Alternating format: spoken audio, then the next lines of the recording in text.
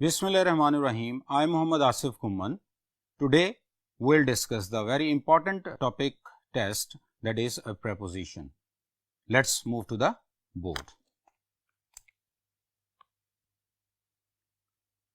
Dear students, so अब हम शुरू करते हैं अपना टेस्ट preposition का. तो चलिए टेस्ट को डिस्कस करते हैं. Question number 116. I was angry on the grandfather even though he was right, but I was angry with the board whoever they were. तो सबसे पहले हम देखते हैं कि क्वेश्चन नंबर 116 को, इसमें हमने preposition जो angry है इसको डिस्कस करना है. अब angry जो है, अगर ये persons के लिए आए, angry with a person, तो उसके लिए आप at भी यूज कर सकते हैं, उसके लिए with भी यूज किया जा सकता है. लेकिन अगर angry थिंग के लिए आ जाए तो फिर उसके लिए हम फॉर भी यूज कर सकते हैं, अबाउट भी यूज कर सकते हैं, एट भी यूज कर सकते हैं, ओवर भी यूज कर सकते हैं. तो अगर हम अपने क्वेश्चन को देखें, ए ऑप्शन को, I was angry on grandfather. अब ग्रैंडफादर पर्सन है तो पर्सन के लिए या एट आ सकता है या विद आ सकता है, ऑन नहीं आएगा. इसलिए हमारी जो ए ऑप्शन है यही हमारा आंसर है और यही जो गलत ऑप्शन थी. तो इसमें आना चाहिए था I was angry with the grandfather even though he was right, क्योंकि एंग्री विद पर्सन होता है, एंग्री एट भी पर्सन होता है. एंग्री थिंग के लिए यूज किया जाए तो फॉर भी यूज कर सकते हैं, अबाउट भी यूज कर सकते हैं. तो ये हमने यहां पे पढ़ा, तो इसलिए ए ऑप्शन हमारा आंसर है. नेक्स्ट हम चलते हैं जी क्वेश्चन नंबर 117. इसमें हम इस क्वेश्चन में हम सबसे पहले देखते हैं कि हमने जो डिफरेंस देखना है वो अमंग और बिटवीन का देखना है. अमंग और बिटवीन में डिफरेंस है कि अगर दो के लिए हो तो बिटवीन यूज किया जाता है, दो से ज्यादा के लिए हो तो अमंग यूज किया जाता है. अगर हम यहाँ पे देखें तो ये देखिए एक हाउस है, हट है. हट अगर इन दो ट्रीज को कंसीडर किया जाए तो the house is between these two trees, क्योंकि ये दो हैं. लेकिन अगर इन तीन ट्रीज को देखा जाए तो फिर इसके लिए अमंग यूज किया जाएगा. तो अगर दो के लिए हो तो हम बिटवीन यूज करते हैं, और अगर दो से ज्यादा के लिए हो तो अमंग यूज करते हैं. चलिए क्वेश्चन को देखते हैं. She opened up for an instant, but before I could see anything, she came down again and gripped the wooden blade among his molars. अब molars ये jaws को कहते हैं, set of teeth ऊपर और नीचे वाले जो दोनों होते हैं. तो अब इन दोनों के दरमियान उसने उसको ब्लेड को, वुडन ब्लेड को ग्रिप किया था. तो इस तरह से ये चूंकि दो के लिए है, दो के लिए फिर अमंग नहीं आएगा, बिटवीन आएगा. तो डी ऑप्शन हमारा आंसर बन जाएगा. नेक्स्ट हम चलते हैं जी क्वेश्चन नंबर 118. इस क्वेश्चन में हम जो कॉन्सेप्ट डिस्कस करने जा रहे हैं वो है ओवर एंड अबव. अब अगर आप इस पिक्चर को देखें, इस पिक्चर में हट के बिल्कुल वर्टिकल हाइट पे एक क्लाउड है और एंगुलर हाइट पे पर्सन एक स्लोप पर खड़ा हुआ है. अगर एंगुलर हाइट होगी तो फिर अबव आएगा, और अगर वर्टिकल हाइट होगी बिल्कुल सर के ऊपर हो तो फिर ओवर आएगा. अगर हम इस क्वेश्चन को रीड करें, in the quiet autumn Mister Bittering stood very dark now very golden eyed upon the slope over his villa. Upon the slope, आप ये समझें कि यहां पे मिस्टर बिटरिंग खड़ा है. ये upon the slope over his villa गलत हो गया, अबव हिज विला, क्योंकि वो एंगुलर हाइट पे है, वो वर्टिकल हाइट पे नहीं है. इसलिए हम सी ऑप्शन को हम कंसीडर करेंगे जो कि हमारी आंसर है. तो यहां पे ओवर की बजाय अगर अबव होता तो ये सेंटेंस बिल्कुल ठीक होता. तो यही हमारा आंसर है जी. नेक्स्ट चलते हैं हम क्वेश्चन नंबर 119 में, जिसमें हम कंसेप्ट डिस्कस करने जा रहे हैं ऑन एंड ओवर का. ऑन एंड ओवर में अगर हम देखें तो ये पर्सन एक रोड पे रेस लगा रहा है और ये भागता हुआ जा रहा है. आगे एक हर्डल है, इसके ऊपर से इसको टच किए बगैर वो आगे चला गया तो ये ओवर है. और फिर आगे ये रोड पे आ रहा है, रोड को टच कर रहा है तो ये ऑन है. तो अगर हर्डल्स को क्रॉस किया जाए टच किए बगैर, लेट्स सपोज अगर यहां पे है, इसको टच किए बगैर यहां पे आ गया तो ये ओवर है. लेकिन अगर इसको टच कर दिया तो ये ऑन हो जाएगा. सरफेस को टच करना ऑन होता है, और ऊपर से फलांग लेना, ऊपर से जंप करके दूसरी साइड पे चले जाने को ओवर कहते हैं. तो अब यहां पे देखिए अगर 119 में, अ रो ऑफ नीट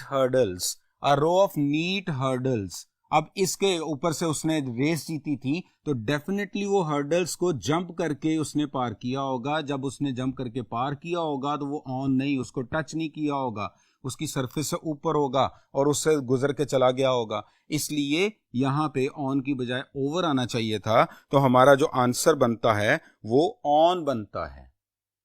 आंसर जो है वो ऑन वाली ऑप्शन, सी ऑप्शन जो है वो हमारा आंसर है, जिसमें ऑन की बजाय ओवर होना चाहिए था। अब चलते हैं क्वेश्चन नंबर 120 की तरफ। क्वेश्चन नंबर 120 में जो कंसेप्ट अब हम डिस्कस करने जा रहे हैं वो है कि कौन कौन से ऐसे वर्ब्स हैं जिनके बाद हमने प्रेपोजिशन यूज करनी और कौन कौन से ऐसे वर्ब्स हैं जिनके बाद प्रेपोजिशन यूज नहीं होनी। तो हम सबसे पहले ये देखते हैं कि वर्ब को हम यहां पे थोड़ा सा डिस्कस करेंगे, जिसके थ्रू हमें आइडिया हो जाएगा कि कौन से वर्ब्स ऐसे हैं जिनके बाद हम प्रेपोजिशन यूज करें और जिनके बाद प्रेपोजिशन यूज नहीं करें। आइए देखते हैं। तो सबसे पहले वर्ब को हम दो टाइप्स में डिस्कस करते हैं, दैट इज ट्रांजिटिव, ऐसे वर्ब जिनके बाद ऑब्जेक्ट यूज होता है, और दूसरा होता है इंट्रांजिटिव, जिनके बाद ऑब्जेक्ट यूज नहीं होता। तो वो वर्ब जिनके बाद ऑब्जेक्ट यूज होता है यानी कि ट्रांजिटिव वर्ब, उनके बाद आपने प्रेपोजिशन यूज नहीं करनी, और जो इंट्रांजिटिव वर्ब्स होते हैं जिनके बाद ऑब्जेक्ट नहीं होता उनके बाद प्रेपोजिशन यूज होती है। अब कुछ वर्ब्स ऐसे होते हैं जिसमें हमारा आगे एक लिस्ट भी दी हुई है, वो होते हैं एम्बी ट्रांजिटिव, यानी कि वो दोनों तरह से बिहेव करते हैं। वो अपने बाद ऑब्जेक्ट लेते भी हैं यानी कि वो ट्रांजिटिवली भी यूज होते हैं और वो इंट्रांजिटिवली भी यूज होते हैं। अगर वो ट्रांजिटिवली यूज होंगे तो फिर वो अपने बाद प्रेपोजिशन नहीं लेंगे, अगर इंट्रांजिटिवली यूज होंगे तो अपने बाद प्रेपोजिशन लेंगे। अब इनमें जो रीच है, लव है, रिजेंबल है, और भी इस तरह की बहुत सारे एक लिस्ट है। तो हमने जस्ट कंसेप्ट को डेवलप करना है कि वो तमाम वर्ब्स जो ट्रांजिटिव हैं अपने बाद प्रेपोजिशन नहीं लेंगे और जो इंट्रांजिटिव अपने बाद प्रेपोजिशन लेंगे। अब जैसे कि हमारे क्वेश्चन में है कि wandering from tribe to tribe, always pursued by the spies of new dynasty, he finally reached at Ceuta 5 years later। Reached at, अब रीच्ड के बाद प्रेपोजिशन लगती भी है और नहीं भी लगती। अगर रीच ट्रांजिटिव होगा तो उसका मीनिंग होगा कि आप कहीं पे किसी जगह पे किसी प्लेस पे पहुंचे हैं, फिजिकली मूव करके आप वहां पे गए हैं, उस टाइम रीच ट्रांजिटिव होगा और उसके बाद प्रेपोजिशन नहीं होगी। तो यही हमारा आंसर है। तो रीच स्यूटा होना चाहिए था और ये डी ऑप्शन हमारा आंसर है। लेकिन he reached into his coat pocket, आपने अपने लेसन नंबर 1 में ये सेंटेंस पढ़ा हुआ है, reached into his coat pocket. इसका मतलब है वो खुद मूव नहीं किया बल्कि उसका बॉडी पार्ट एक मूव करके पॉकेट के अंदर गया है। तो जब इस तरह से ये यूज होगा तो इंट्रांजिटिवली होगा यूज होगा और उस टाइम इसके बाद रीच्ड इनटू की प्रपोजिशन आ सकती है। तो हमारा आंसर हुआ 120 का डी ऑप्शन। नेक्स्ट चलते हैं जी क्वेश्चन नंबर 121 पे। For Chips, like some old sea captain, still measured time by the signals of past, and well he might, for he lived at Mrs. Wicket's, just through the road for the school. इस question में हम जो concept discuss करेंगे वो है the use of across and through.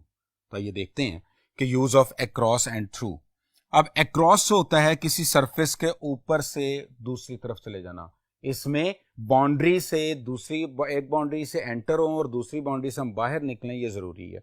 अगर ये एक मार्कर है, ये पर्सन है, ये इसके ऊपर से गुजरता हुआ दूसरी तरफ चला जाता तो ये अक्रॉस है, अक्रॉस द रोड। अभी ये देखिए, ये एक पर्सन है, ये चलता हुआ जा रहा है और ये रोड के ऊपर सरफेस से गुजरकर ये दूसरी तरफ गया है तो ये अक्रॉस द रोड होगा।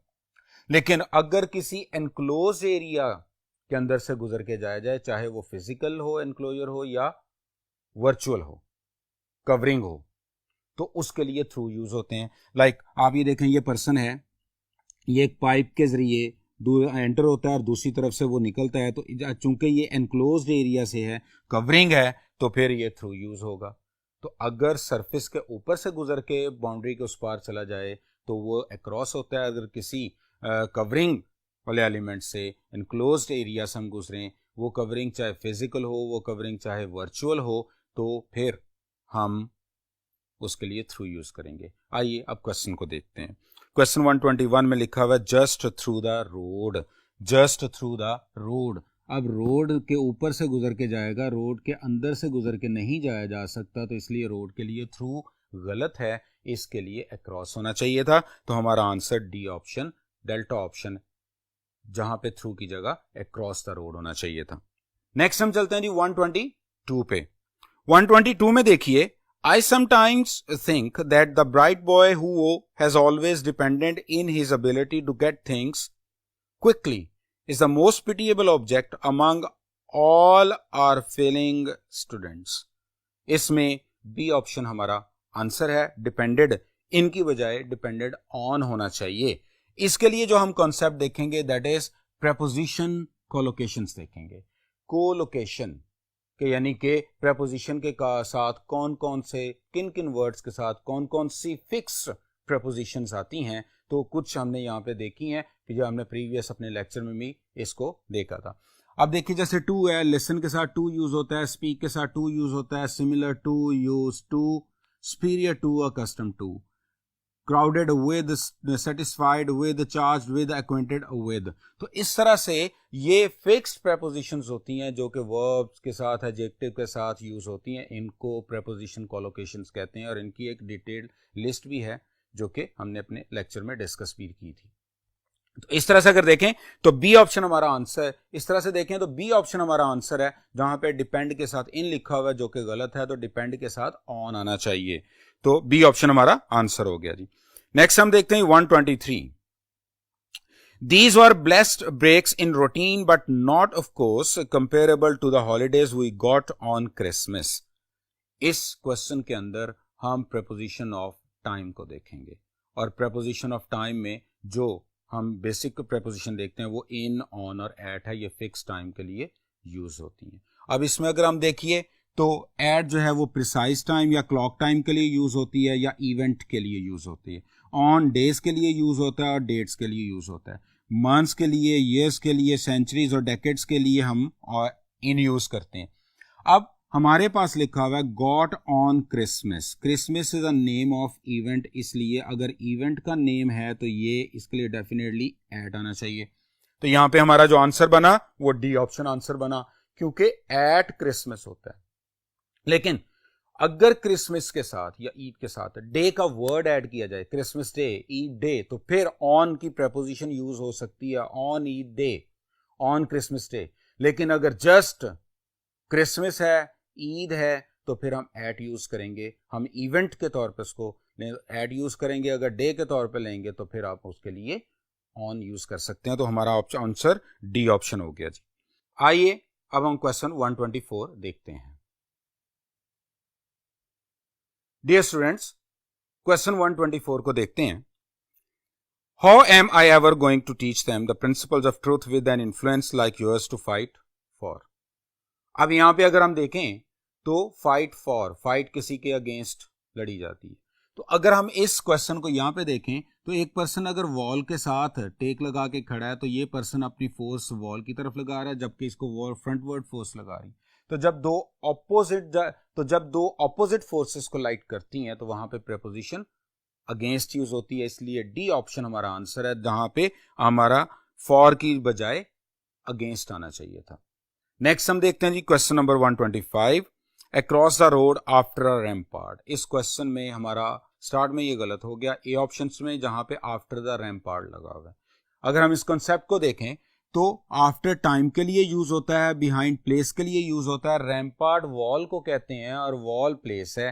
प्लेस के पीछे अगर देखेंगे तो बिहाइंड होगा, इसलिए यहां पे बी ऑप्शन में आफ्टर की जगह पे बिहाइंड होना चाहिए था। नेक्स्ट ही क्वेश्चन है 126। इस क्वेश्चन में हम फ्रेजल वर्ब को डिस्कस करेंगे। फ्रेजल वर्ब को हमारा एक नेक्स्ट कंप्लीट जो एक लेक्चर है वो फ्रेजल वर्ब पर भी है, तो उसमें मजीद हम डिस्कस भी करेंगे। लेकिन अभी जस्ट हम इसको देखते हैं कि फ्रेजल वर्ब जानते हैं होता क्या। फ्रेजल वर्ब के बाद प्रेपोजिशन या एडवर्ब को ऐड करके हम फ्रेजल वर्ब बनाते हैं। तो ये जो क्वेश्चन 126 है ये उसी तरह से है। द बी ऑप्शन इसका करेक्ट आंसर है, मैं वही पढ़ने जा रहा हूं। The workers were raising much hue and cry when their demands were turned down. अगर हम यहाँ पे देखें तो फ्रेजल वर्ब यहाँ पे टर्न डिस्कस हो रहा है कि फ्रेजल वर्ब के बाद प्रेपोजिशन चेंज करते जाएं तो उनका मीनिंग चेंज होता जाता है। जैसे टर्न आउट का मीनिंग रिजल्ट होता है, टर्न अगेंस्ट का मतलब इन ऑपोजिशन होता है, टर्न अराउंड का मतलब रोटेट होता है, टर्न बैक का मतलब रिटर्न टू इट्स ओरिजिनल, तो टर्न डाउन होता है रिफ्यूज, डिक्लाइन या रिजेक्ट, और टर्न ऑफ होता है स्विच ऑफ करना। तो इस तरह से ये फ्रेजल वर्ब्स होते हैं, ये अपने वर्ब्स अपने बाद प्रेपोजिशंस लेते जाते हैं और उनके मीनिंग्स जो है वो चेंज होते जाते हैं। तो अगर हम यहाँ पे देखें, the workers were raising much hue and cry, बहुत शोरो गुल कर रहे हैं, तो इसका मतलब है कोई नेगेटिव एलिमेंट हुआ होगा। तो व्हेन देयर डिमांड्स वर, अब डिमांड अगर एक्सेप्ट की जाए तो वो शोर नहीं कर सकते, वो तो एक्साइटेड होंगे, लेकिन यहाँ पे तो मच ह्यू एंड क्राई है, इसलिए ये नेगेटिव एलिमेंट है, तो टर्न डाउन होना चाहिए था, जिसका मतलब होता है रिजेक्ट कर दी गई। नेक्स्ट क्वेश्चन है जी 127, may I even deprived of a decent burial. हम फिर जो अभी हमने प्रेपोजिशन कोलोकेशन की बात की थी कि फिक्स प्रेपोजिशन होती हैं जो कि वर्ब्स के साथ या एडजेक्टिव के साथ लगती हैं, तो इसमें डिप्राइव्ड के साथ अगर देखें तो ऑफ लगा आना चाहिए था, डिप्राइव्ड के साथ ऑफ आना चाहिए था, डिप्राइव्ड के साथ टू, फ्रॉम या इन नहीं होगा, इसलिए बी ऑप्शन आंसर है। Question 128, few people were about and here and there rang out the steps of solitary travellers on the way. हम यहाँ पे जो फ्रेज डिस्कस करने जा रहे हैं वह on the way, in the way, by the way. अगर आप इस फ्रेज को देखें तो इन द वे का मतलब इन द वे उस टाइम यूज किया जाता है जो कि जब ऑब्स्टेकल का तस्करा करना हो। जैसे इस एग्जांपल में देखें, she can do the dance because the table is in the way, कि जिस जगह उसने डांस करना था, जो वहां पे उसने परफॉर्मेंस देनी थी, उस जगह पे टेबल पड़ा हुआ था, और वो टेबल उसके डांस के लिए क्या था, रिकवर थी, ऑब्स्टेकल था, तो इसलिए इन द वे होगा। और अगर हमने रूट की बात करनी हो, पाथ की बात करनी हो, तो ऑन द वे, या अगर हमने किसी न्यू लेस इंपॉर्टेंट टॉपिक को इंट्रोड्यूस करवाना हो तो बाय द वे। तो इस तरह से इन द वे हमारे लेसन में है, there were two slips in the road, इसका मतलब है रोड, सड़क दो जगह से खाई में बह गई थी और वो ऑब्स्टेकल बन गई थी, इसलिए वो अपनी गाड़ी नहीं चला सका था। तो इसी तरह से इन द वे उस वक्त यूज किया जाता है जबकि ऑब्स्टेकल का मीनिंग लेना हो, और ऑन द वे जब रूट और पाथ के लिए हो, और कोई लेस इंपॉर्टेंट टॉपिक को इंट्रोड्यूस करवाना है तो बाय द वे। अगर हम यहां पे देखें क्वेश्चन 128 में, few people were about and here and there rang out the steps of solitary travellers on the way home across the bridge to Battersea. अब यहाँ पे वो घर की तरफ रास्ता ले रहे हैं ब्रिज के, वो पैदल चल के जा रहे हैं, वो सॉलिटरी ट्रैवलर्स हैं। जब ट्रैवलर्स हैं, रूट पे हैं, पाथ पे हैं, तो फिर ऑन द वे आना चाहिए, इन द वे या बाय द वे नहीं आएगा, इसलिए ए ऑप्शन हमारा आंसर है। आप ब्रिज के ऊपर से गुजर के गए होंगे डेफिनेटली, तो अक्रॉस आएगा, थ्रू नहीं आएगा। नेक्स्ट है जी क्वेश्चन नंबर 129। 129 में हम फ्रेजल वर्ब पुल और कॉल को डिस्कस किया। इसमें pull it off, pull it off में किसी चीज को डिटैच करना, खींच के उतारना। ऑफ, ऑफ जो होता है ये अपने ओरिजिन से दूर जाता है, स्विच ऑफ, ओरिजिन से खत्म कर दी, सी ऑफ अपने पास था, दूर भेज दिया, तो पुल ऑफ जहां पे वो लगा हुआ था उसको वहां से खींच के उतार लिया, तो ओरिजिन से रिमूव करने को ऑफ की प्रपोजिशन के साथ है, तो पुल इट ऑफ, तो सी ऑप्शन हमारा answer. Mister Siverly call on, call on किसी के यहाँ मिलने जाना, किसी की प्लेस पे जाके मिलना, कॉल ऑन एट 8 o'clock या 8 PM, तो अगर क्लॉक टाइम आएगा तो हम एट की प्रपोजिशन यूज करेंगे, तो इसलिए हमारा सी ऑप्शन आंसर आ गया जी। नेक्स्ट हमारे पास है 130 में जो हम कंसेप्ट डिस्कस करने जा रहे हैं दैट इज मेड ऑफ और मेड फ्रॉम। मेड ऑफ और मेड फ्रॉम में बड़ा ही माइनस सा, बड़ा ही बारीक सा डिफरेंस है, और वो क्या है कि अगर मेड ऑफ उस वक्त यूज किया जाता है जब मटीरियल जो है वो सेम रहता है और मटेरियल खत्म नहीं होता, और मटेरियल उसी तरह से एग्जिस्ट करता है। जैसे the chair is made of would, और वुड चेयर का पार्ट है और वो हम उसको पकड़ भी सकते हैं। लेकिन the paper is made from would, अब पेपर में वो पेपर वुड से तो बना हुआ है लेकिन वुड प्रोसेस हो चुकी है, अब वुड अपनी बेसिक आइडेंटिटी लूज कर चुकी है। तो अगर प्रोसेस होने के बाद मटेरियल अपनी आइडेंटिटी लूज कर जाए तो फ्रॉम यूज करते हैं, और मेड ऑफ उस वक्त जब मटेरियल एग्जिस्ट कर रहा हो। अब यहां पे देखिए ये ऑप्शन हमारा जो आंसर है कि swayed that is one of the most in demand raw materials for clothing and shoes, is a kind of soft leather made from the skin of got.